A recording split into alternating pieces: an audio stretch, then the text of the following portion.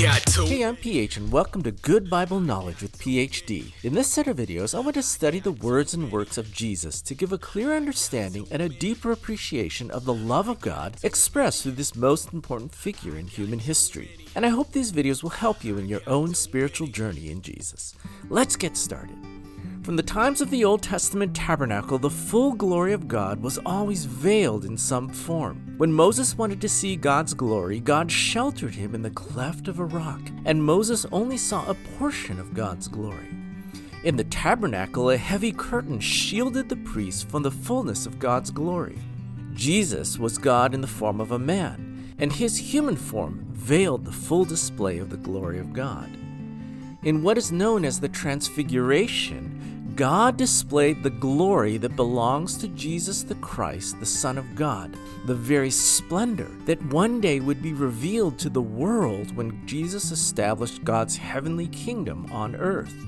Jesus took Peter, James, and John and went up to a high mountain where they were all alone. When Jesus was praying, it says his face shone like the sun and his clothes became as bright as flashes of lightning.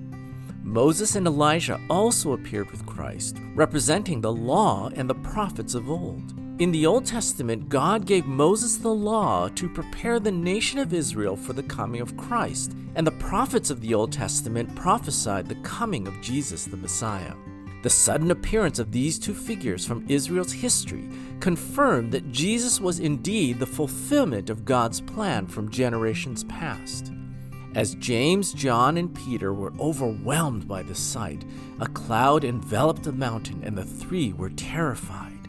In the Old Testament, whenever a cloud appeared over the tabernacle in the desert, it signified the holy presence of God among his people.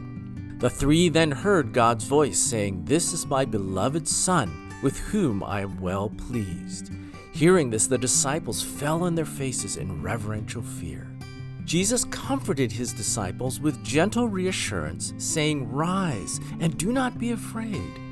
When Jesus and the three returned from the mountain, they found the rest of the disciples engaged in a confrontation with the religious leaders. As they approached, a man kneeled before Jesus and pleaded, "Lord, have mercy on my son, as he suffers from uncontrollable seizures due to demonic possession." Jesus rebuked the demon, and it immediately left the boy, and he was healed. Afterwards, the disciples asked Jesus, "Why were we unable to deliver this demon?" To which Jesus replied, "This kind can only come out through prayer. If indeed you have faith as small as a mustard seed, you can say to this mountain, 'Move from here to there,' and it will be done for you. For nothing will be impossible for you if you have faith in me." In this, Jesus was teaching his disciples that the ministry of the kingdom can only be accomplished through faith in the power of Jesus expressed through prayer. Prayer is not simply asking God to do things for us. It is a personal expression of surrender and faith. It is the admission that apart from Jesus, we can do nothing. Jesus taught the disciples that if they trust in Jesus by faith, nothing will be impossible for them. The Transfiguration is a reminder that Jesus is more than just a wise and good person. Jesus is the Son of God, the very God in the flesh, who is equal in power and glory to God the Father.